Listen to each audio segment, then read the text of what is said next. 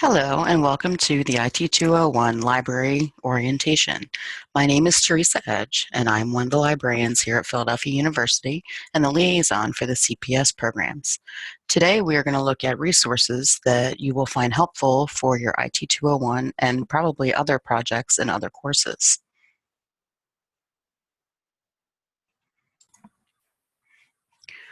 While some of you may already be familiar with the library homepage and the search features, today we're going to focus on a research guide that's created specifically for this course.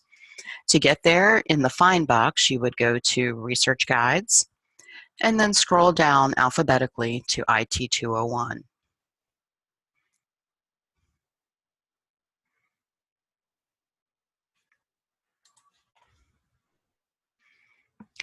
You'll see my contact information here on the left. You can email me or you can call me by phone. Sometimes I can set up appointments to meet one-on-one if you have questions about library resources and services.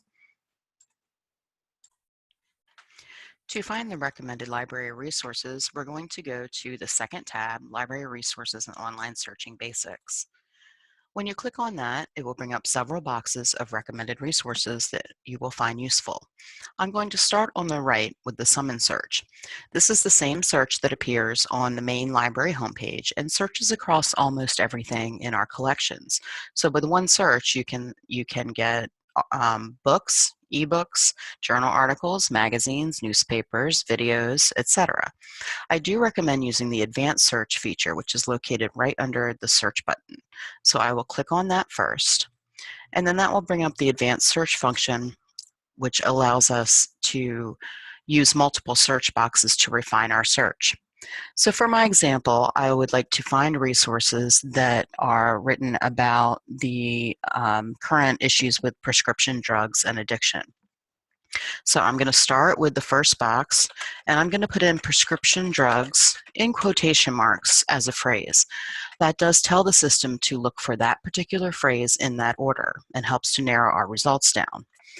I'm also interested in articles or books that might use the term painkillers instead. So to do that, I'm going to put capital OR and then painkillers.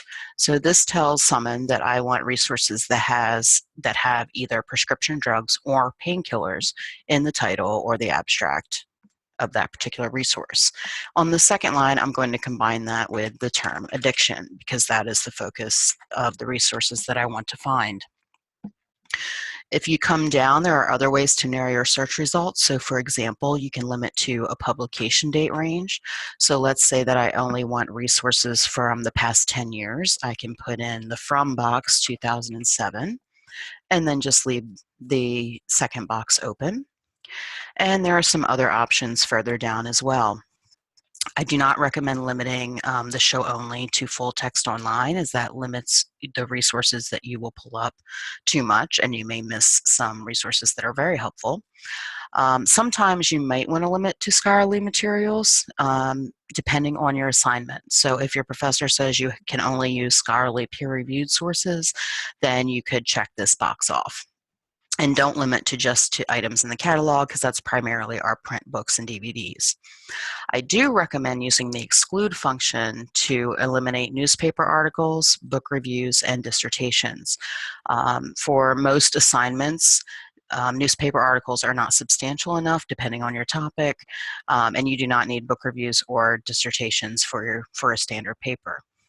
The expand your results option will expand outside of our library collection. Most of the time, you do not need to do that unless you're not finding enough resources. So I'm going to leave that alone for now and then conduct the search.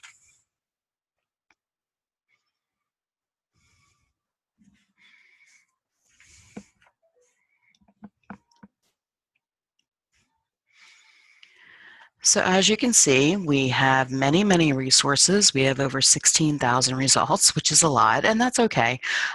Basically, Summon is like Googling, but across library resources instead of the free web, and so most of the resources are going to be more credible.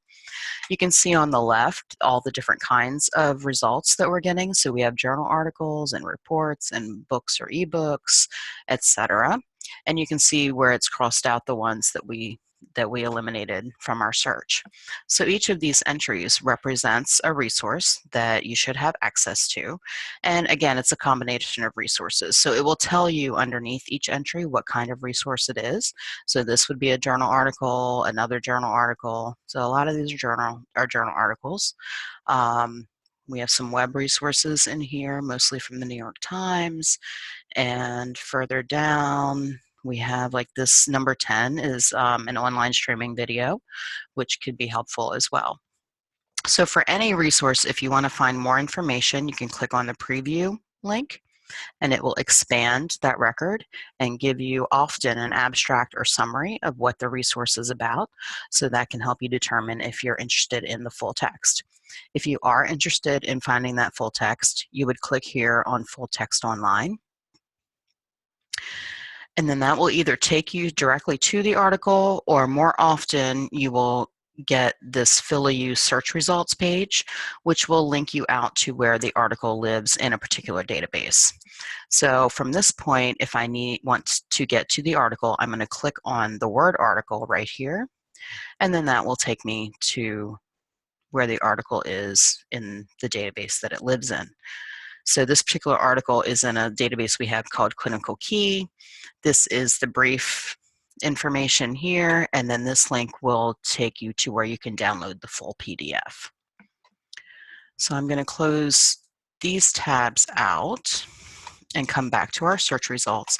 So in the end, if I do end up using this article, or if I think I might, one of the things that you would want to do is use these quotations where it says cite, it's a cite this item function. If I click on that, this will allow me to select a format. So whether you're using APA or MLA, you can select to the one that you're required to use for your assignment.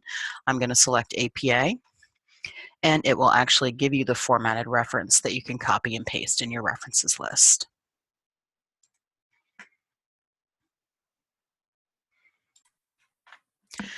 So while Summon searches a lot, it does not search quite everything, and there are other tools that you will find helpful as well. That was a brief overview of using Summon. I'm going to close out of that tab and go back to the resource guide for IT201.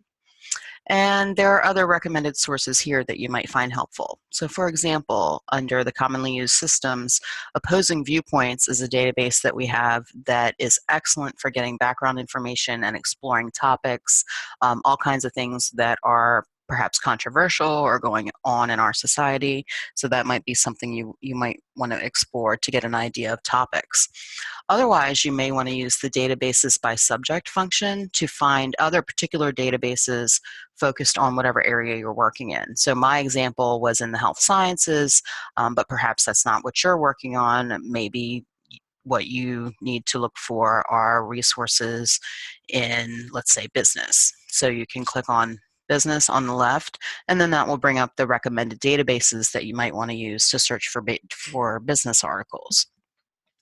Each database searches in a similar fashion to what we saw in Summon, although it may have unique resources, so you can play around with that and see how that works. But that is a way to get other recommended search features for a particular topic. I also want to point out on the right, there's a link to a resource we have called the Research Companion. And this actually will take you through, instead of searching for resources, this is a set of tutorials and modules that walk through the research and writing process for a paper. So it goes through little 2-minute video modules of different steps of finding information, evaluating information, and how to write and cite properly, how to create a thesis statement, that kind of thing.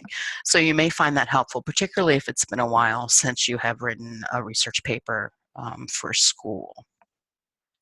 Also, if we come back up to the top, there are other tabs that lead you to helpful resources. Interlibrary Loan is a service that we provide where you can request books or articles from other libraries that we don't happen to have. So if you find a reference to a book or an article, but we don't have it in our collection, you can use this service to borrow it from another library. It is a free service, and it generally takes 3 to 5 days to get that resource back from the lending library. I also wanted to point out the Using World Wide Web tab. This just gives you some links for resources for searching the web, which we all do every day. I wanted to point out the CRAP test for evaluating resources on the right. It's just a handy reminder that when you're searching the internet, you have to be very critical of the resources that you use. So CRAP actually stands for currency, relevancy, authority, accuracy, and purpose. And these are just the things that you want to think about before you use a resource in a paper that's from the web.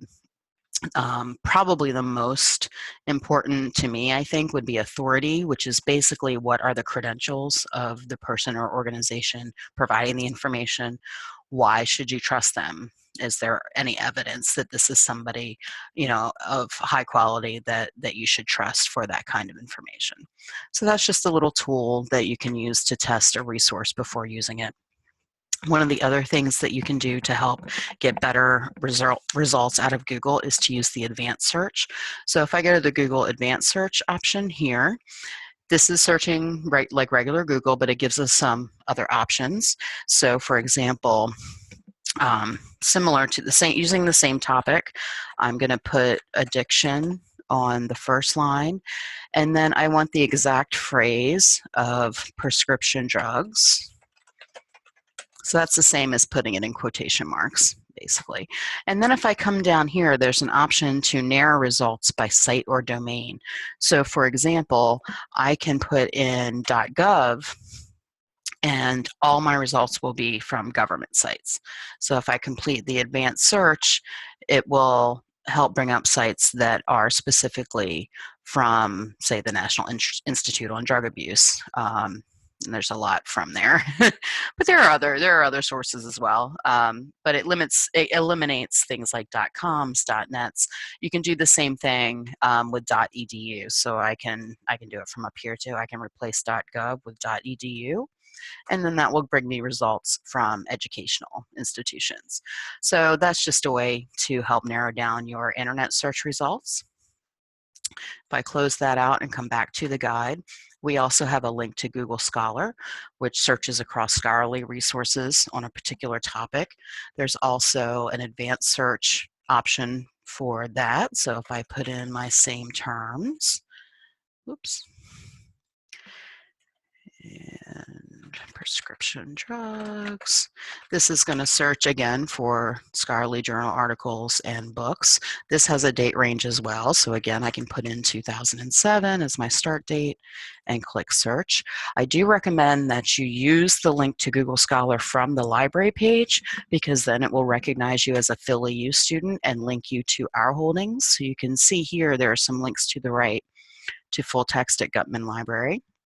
You would not see those if you went to Google Scholar directly and not through the library. So if I wanted to find this particular article, I can click on full text at Gutman Library, and then usually it will bring up that PhillyU search results page that we saw before, and then you can click on article, and that will take you to the database where that source resides. And then you can download the PDF. So if I come back to my tab, my Google results, in Google Scholar, I also want to mention that there is a cite function, so it does make it easy to get your reference. So if I end up using this resource, I can click on cite, and then it has both MLA and APA, among others, the references formatted there that you can copy and paste. I hope you have found this orientation helpful. If you have further questions, again, please don't hesitate to contact me.